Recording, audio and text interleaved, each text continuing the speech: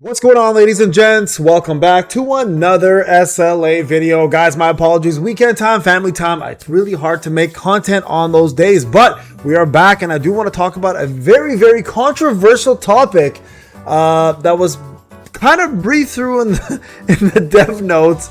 It has got a lot of people up in arms, and I want to give my perspective on it. I'm hoping that my point of view is correct. And I'm very curious to hear about yours. So before we continue with the video, guys, please remember to like, subscribe, hit those notifications. It mean a lot to me.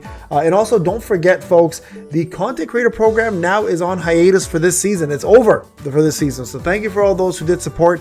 If you didn't support and didn't extend, I can't give you any more codes until next season starts, and I'll announce that when that happens. You can then re-support again. But if you did extend, I appreciate you guys. You'll be getting more codes as the extension happens. Guys, remember, we always announce the extensions 1 week before the end of the season. So if you forgot to extend, don't worry, you're still able to help and support next season and continue getting your codes. So just remember, extension is not mandatory, but it is recommended, so you continue getting codes. All right, let's talk about this because it's important. This is a very important one. So we had a successor related notice in the dev notes, and this has a lot of people up in arms, and I'm gonna try to play a little bit more of a peacemaker.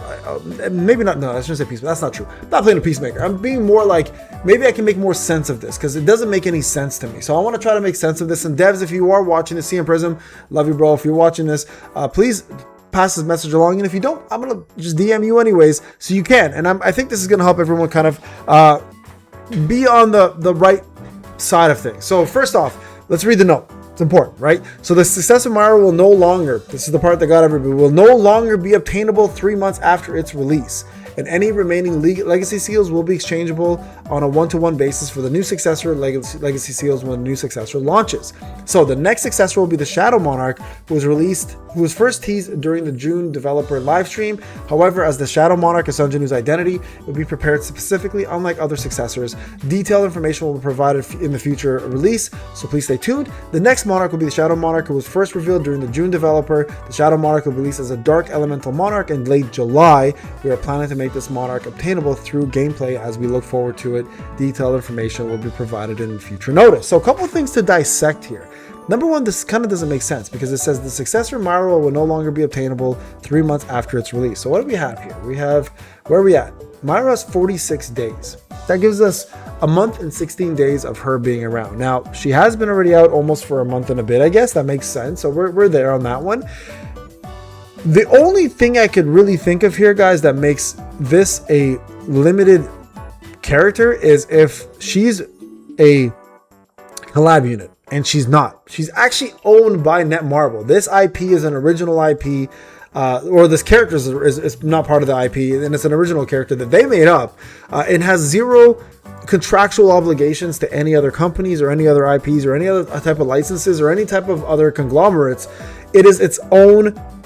They own it. They are the owners. Netmarble literally owns Myro as a character. Unless I'm losing my mind here, she is a made-up character that is literally there for Netmarble to use as they see fit, with no obligations to any other entities but themselves. Okay, I think we understand that. So, I understand the reason why I say this. The reason why I bring this up is because when people were like, "Hey, why the hell is Netmarble not really releasing Freerin or the Idol Group or whatever other collabs?" The devs themselves said it during a live stream. Hey, we can't do that because we don't have the contractual rights in order to make this happen. And that at the time made perfect sense, right? But Myro doesn't have that same contractual obligation as those characters do. So what is stopping the devs from doing this? So I think I'm going to just take a stab at this, and I hope there's some clarification in the future for you guys. I don't know if Myro is going to be someone that's actually gone forever versus a rotational model. Now, if you're a gacha player, you know exactly what I'm talking about. Rotational models are notorious in the gacha world, and what that essentially means is it's a limited time banner, and then after 3 months, it goes into a rotation cycle, which means there'll be another Successor that's released. Let's say in this case, we obviously know it's going to be Sung Jinu, and in this case, they even said that this character, thank God, because I don't know if you guys remember, I made a whole video on this topic, right? The topic was, wait, hold on, let me find the video, that they can't do this because the next Monarch is Sanjanu, and they need to do this right here. Okay, so Shadow Monarch issues. If you watch this video, right, New Buster Shadow Monarch issues, I specifically said in this video that they have to make sure that they make Sanjanu, the Shadow Monarch, obtainable from free-to-play methods, or at least give us the ability to grind it or get it as free-to-play players or pay-to-win players, because it makes sense from a lore perspective for him to become the Shadow Monarch. Myro doesn't exist, so she's fine. You can make a gacha out of that, no problem. But from a Shadow Monarch perspective, that needed to be obtainable some way through the game, and thank God they listened. Now, chances are they were planning to do this anyway, so big ups to them on that. I can't take credit for that. That was probably something that was originally planned, but I'm happy to say at least that, hey, my theory was correct, and they did in fact follow the strategic, more common sense thing to do and make it obtainable through proper means, right? So this is a very, very good thing, guys.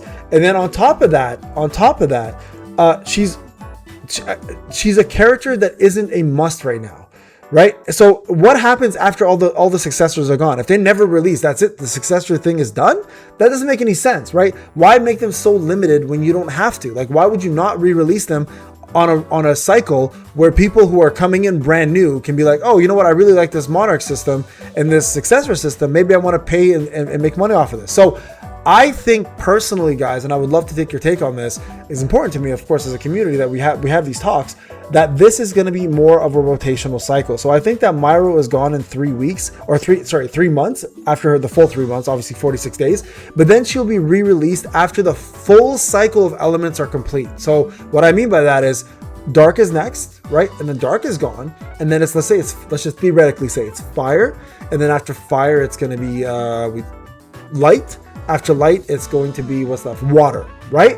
And then once that elemental cycle is gone, because that's all the elements, they'll just reshuffle and go back to Myro again. And then for those people who are saving, let's say they really love Myro, for those who are saving, they can now go for her again and be able to get her, because it doesn't make sense, right? None of this makes sense. So I don't think she's gone for good, guys.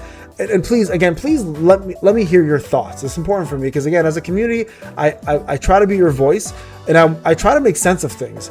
And hopefully this does make some sense. And if it doesn't make sense, I would love to hear it in a respectful manner, of course, what you guys think and why you think that maybe I'm out to lunch on this and I'm getting it completely wrong, right? So, again, from a business standpoint and from a game standpoint, it just doesn't make sense. Like, what about all your new players? What about all the players who are coming back and are missing these characters, and they're coming back specifically because they want to have this opportunity to get the successor? So again, it just doesn't make any sense if they go any other route besides the rotational model. But that's my thoughts on it, guys. So I'm really curious to hear what your thoughts are on it, because right now we're all kind of just in the same boat of like free-to-play players can't get her except for the one copy, and then some people are like, well, wait, if I get her, then I don't have enough for other characters, so what do I do? Like, we're all kind of thinking the same idea, right? And we're all thinking like, hey, what's the smarter move to make? But I don't think Netmarble is going to shit the bed that bad. I think they're going to essentially allow us to sit out a couple of them, and then they will return in the future where we all as players will have an opportunity to get these successors at the end of the day. Because again, no contractual obligations, no issues. Why the hell would you want to lose money when you can make money? All right, guys, again, let me know what you think. Thank you so much for watching. I'll see you guys on the next one. Take care.